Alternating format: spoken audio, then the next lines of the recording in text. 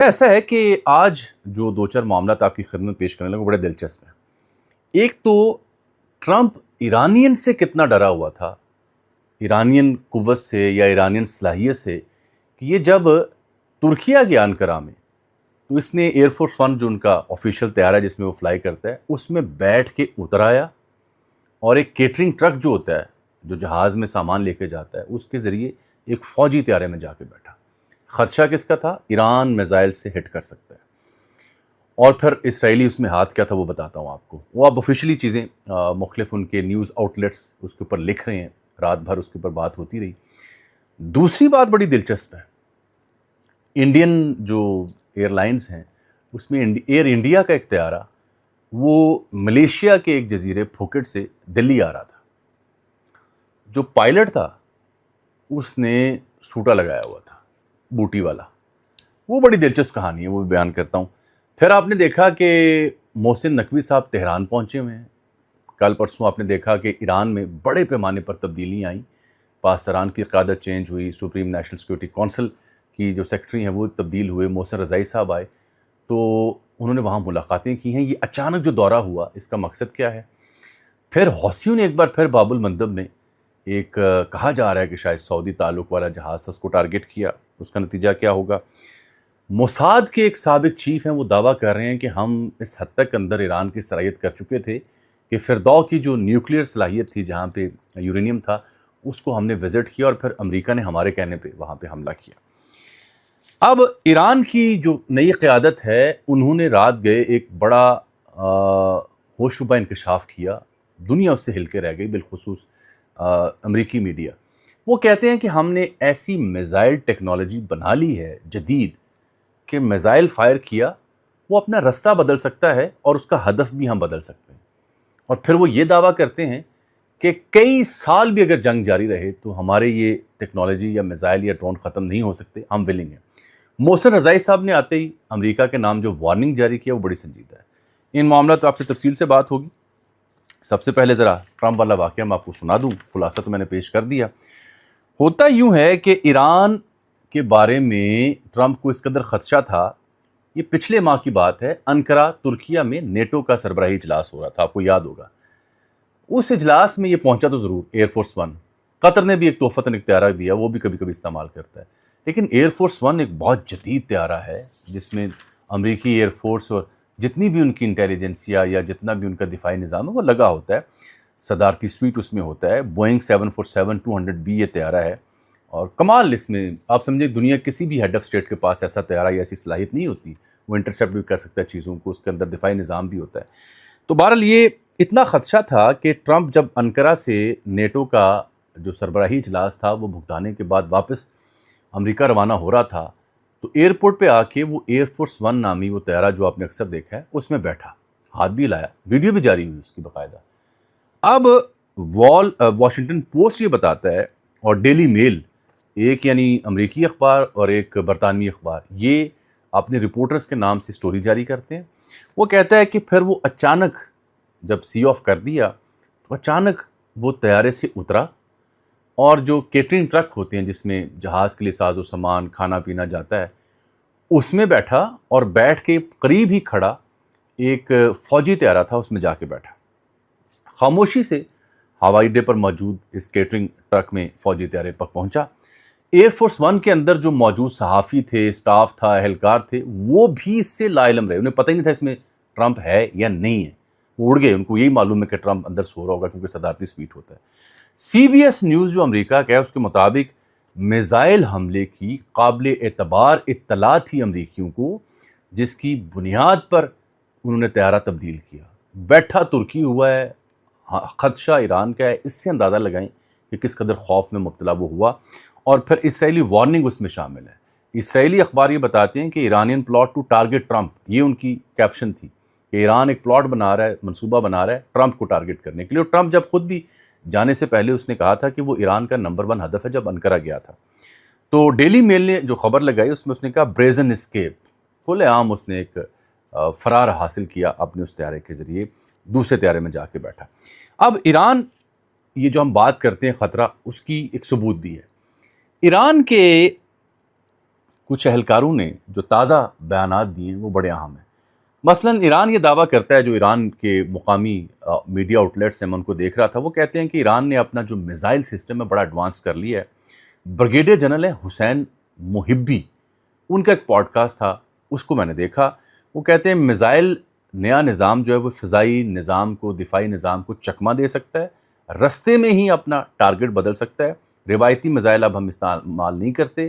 اس جنگ میں جو جارڈن میں, کویت میں, قطر میں حالیہ ہوئی, اس کے ثبوت بھی آگے دیتا ہوں انہوں نے کیا کیا.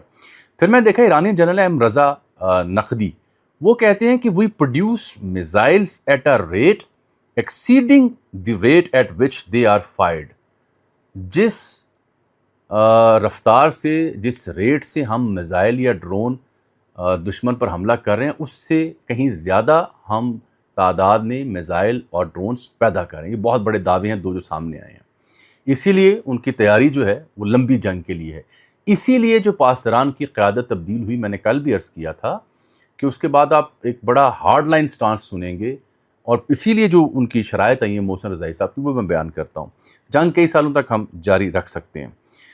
پھر میں نے دیکھا کہ ان کا جو دی نیشنل نیوز نامی ایک ویب سائٹ, اس میں کیڈی کامز نامی ایک صحافی نے خبر فائل کی کہ ایران نے اب ایک نئی دھمکی دے دی ہے. ایران کہتا ہے کہ اگر حملے بحال ہوئے تو پوری دنیا کا انٹرنیٹ جو ہے ہم کٹ کر دیں گے, کیونکہ سپلائی انہی پانیوں سے گزرتی ہے آس پاس سے, ان کے پاس یہ صلاحیت ہے. اور وہ کہتے ہیں گلوبل انٹرنیٹ ہو, پاور پلانٹس ہوں امریکہ کے اس خطے میں, یا امریکی جو کمپیوٹر سسٹمز ہیں پوری دنیا میں, وہ دے ول بی ایٹ رسک اگر امریکہ نے یہ حملے شروع کیے. یہ انہوں نے بہت خوفناک وارننگ دی ہے. پھر میں دیکھتا ہوں کہ حالیہ جو اردن کی جنگ تھی, اب میں ایران کی جو دفاعی صلاحیت ہے یا میزائل جو جدید بنائے, اس کا ثبوت بھی تو ہونا چاہیے نا. نیو یارک ٹائم نے خبر چھاپی رات گئے کہ جو حالیہ جنگ کا سیزن چلا, ابھی جب اردن میں, کویت میں اور بحرین میں بالخصوص ایران نے ٹارگٹ کیا امریکی بیسز کو, تو نیو یارک ٹائم کہتا ہے کہ امریکی فورسز نے ایک دن ایسا بھی گزرا اردن میں, جو ان کی 3-4 ایئر بیسز ہیں, جیسے ارزق نامی ہے, شمال مشرق میں ایک ہے, پرنس حسن ایئر بیس ہے, کنگ فیصل ہے, کنگ عبداللہ ہے, تو ان میں سے ایک ایئر بیس کے اوپر ایک دن کے اندر امریکہ نے 50 پیٹریاٹ جو انٹرسیپٹر میزائل ہیں وہ فائر کی, صرف ایک دن کے اندر. اور اس کے بعد پھر آپ نے خبریں دیکھی ہوں گی کہ امریکی جرنیل کہہ رہے ہیں کہ میزائل اہم ترین مہنگے وہ ختم ہو رہے ہیں, کم ہو رہے ہیں.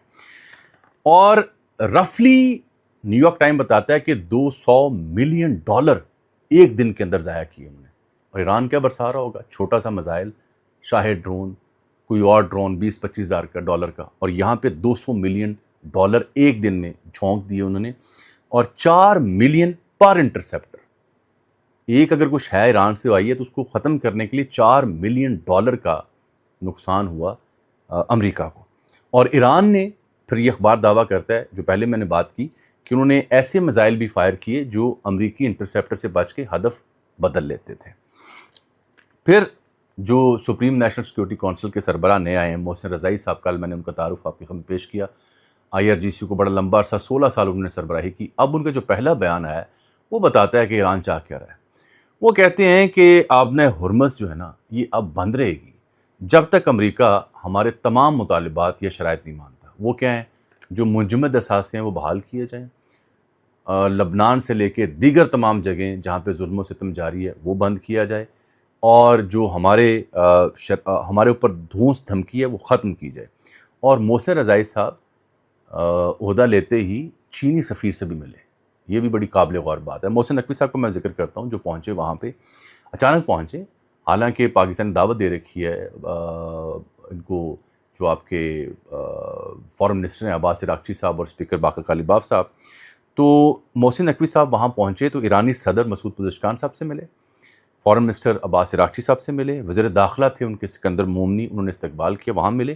ابھی وہیں ہیں جب تک میں آپ سے بات کر رہا ہوں, ہو سکتا ہے دن کی روشنی میں واپس آ جائیں. تو پاکستان ایک پرپوزل لے کے گیا ہے, لیکن جو محسن رضائی صاحب کی سٹیٹمنٹ سامنے آئی, انہوں نے ایک دعویٰ کیا کہ جو ہم نے نئی شرائط رکھی ہیں ایران کے حوالے سے, امریکہ کے حوالے سے, وہ ہم نے ثالثین کے ذریعے ان تک پہنچا دی. اس بیچ میں آ جاتے ہیں خواجہ آصف بلومبرگ کو انٹرویو دیا اور دنیا بھر کا میڈیا بات کر رہا ہے. وہ یہ دعویٰ کرتے ہیں کہ مذاکرات کامیابی کے بہت قریب ہیں, جلد اس میں پیش رفت ہو سکتی ہے۔ اسی طرح سے میں دیکھ رہا ہوں کہ قطر میں جو ایران عمان مذاکرات ہیں آبِ ہرمز کے حوالے سے، اس کے بارے میں دعویٰ کیا جا رہا ہے کہ وہ انتہائی قریب پہنچ چکے ہیں۔ اب میں آ جاتا ہوں ذرا اسرائیلی معاملے کے اوپر بھی جو انہوں نے دعویٰ کیا ہے۔ اسرائیل کے ایک سابق موساد کے چیف ہیں جن کا نام ہے یوسی کوہن، اور یہ جب سے ریٹائرڈ ہوا ہے کتابیں بھی لکھ رہا ہے، انٹرویوز بھی دے رہا ہے، پوڈ کاسٹنگ بھی کر رہا ہے۔ یہ کہتا ہے کہ ہم اصل میں ایران کے اندر جو فردو کی نیوکلیئر تنصیبات تھیں وہاں کئی بار ہم نے دورہ کیا، خود جانچ پڑتال کی، اور 2025 میں جب امریکہ نے یہاں حملے کیے فردو کی تنصیبات کے اوپر، تو وہ میرا خواب تھا ساری زندگی کا جو پورا ہوا۔ یہ 2015 سے 2021 تک موساد کا چیف رہا ہے۔ ایک دو دن پہلے یہاں یروشلم میں اسرائیل میں ایک کانفرنس تھی، تو وہاں اس نے یہ انکشاف کیا اپنی طرف سے، بہت بڑا اس نے یہ بات کی۔ اب یہ بھی ایک وجہ ہے کہ جو ایکسیس مل چکی تھی موساد کو، جس کی وجہ سے عسکری اور سیاسی قیادت کو گھروں میں اپارٹمنٹس میں ٹارگیٹ کیا گیا، اس کے بعد اب جو نئے سپریم لیڈر ہیں انہوں نے پوری قیادت ہی بدل دی، اثر نو معتمد اور خاص لوگ جو IRG سے وابستہ ہیں ان کو تعینات کیا۔ اب آپ کو وہ کہانی سناتے ہیں اس سے پہلے کہ آگے ہم بڑھیں۔ ہوا یہ ہے کہ ایک بھارتی پائلٹ جو ملیشیا کا ایک بڑا خوبصورت جزیرہ پھوکٹ، وہاں سے یہ دلی آ رہا تھا، کوئی 137 مسافر اس میں سوار تھے، عملے کے 8 لوگ بھی تھے۔ تو ایئر بس ہے 320، فلائٹ کا نمبر تھا AI 2379۔ یہ آ رہا تھا 4 اگست کو، چند روز پہلے۔ خبر اب لیک ہوئی، بھارتی میڈیا کو جو رواج بھی ہے، اور مزے کی بات یہ ہے کہ وہ پائلٹ کا نام پتہ نہیں بتا رہے، بس ڈیٹیل شیئر کر کے تصدیق کر رہے ہیں۔ وہ بھی نہیں کرنی تھی اگر ان کا جو ہوا بازی کا وزیر ہے رام موہن نائیڈو، وہ اس کی تصدیق نہ کرتا۔ تو یہ وہاں سے پھوکٹ سے چلا، ملیشیا سے دلی آ رہا ہے، تو اچانک جو ہے طیارہ وہ 300 فٹ کی تیزی سے نیچے آنا شروع ہو گیا۔ تو ظاہری بات ہے مسافر ہل کے رہ گئے، ہڈی پسلی ٹوٹ گئی، 13 لوگ اس میں زخمی ہوئے 137 لوگوں میں سے۔ تو معلوم ہوا کہ موصوف جو ہیں دونوں پائلٹس کے ٹیسٹ کیے گئے، جو مین پائلٹ تھا وہ سیٹ پر تھا ہی نہیں، جو وہاں پہ فرسٹ آفیسر تھا وہ چلا رہا تھا، تو اصل جو پائلٹ تھا اس نے سوٹا پیا ہوا تھا، بھرا ہوا، میریوانا اسے شاید کہتے ہیں یا چرس کہتے ہیں، وہ اس نے پی ہوئی تھی اور خود سیٹ پر بھی نہیں تھا۔ اور بعد میں جب اس کے ٹیسٹ کیے گئے تفصیلی، ڈوپ ٹیسٹ جسے ہم کہتے ہیں، تو دوسرے ٹیسٹ میں بھی پازیٹیو آیا ڈوپ ٹیسٹ۔ اس کا مطلب ہے یہ جو بھارتی طیارے کا پائلٹ تھا، ایئر انڈیا ایئر لائن ہے، وہ سر میں تھا، نشے میں تھا۔ اب بھارتی میڈیا اس پہ سمجھ نہیں پا رہا تھا کیسے نشر کیا جائے، لیکن پھر انہوں نے بھارت درگت بنائی، نام انہوں نے پھر بھی نشر نہیں کیا۔ یہ ان ممالک کی اپنی ایک اسٹریٹجی ہوتی ہے جو آبویسلی اپنے نیشنل انٹرسٹ میں آ کے باریک کارروائی ڈالتے ہیں۔ میں رات کو دیکھ رہا تھا اسرائیلی وزراء کے دوبارہ سے بیانات جو ایران سینٹرک تھے، اور پھر حوثیوں کی خبر مجھے ملی، وہ بھی افسوسناک تھی۔ بحیرہ احمر کے قریب انہوں نے باب المندب میں ایک شپ پر حملہ کیا، 6 افراد اس میں زخمی ہیں، اور ایرانین قیادت کہہ رہی ہے کہ آبِ ہرمز میں آن دی پیرلل جو 30-40 بڑی ویسلز یا شپس تھے امریکہ کے، وہ نہیں ہیں، لیکن امریکہ کہہ رہا ہے کہ ہم نے کچھ ایرانین جہاز واپس بھیجے۔ ادھر باب المندب میں حوثیوں نے ایک بار پھر پنگا کر دیا، وچ از الارمنگ۔ کیا سعودیہ اس کے اوپر آج آفیشلی کوئی رد عمل دیتا ہے؟ That will be very important to know, کیونکہ ابھی تازہ وہ آپ نے معاہدہ کیا ہے۔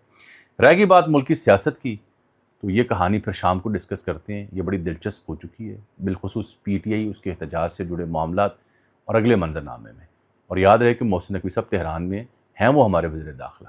اجازت دیجیے، اللہ حافظ۔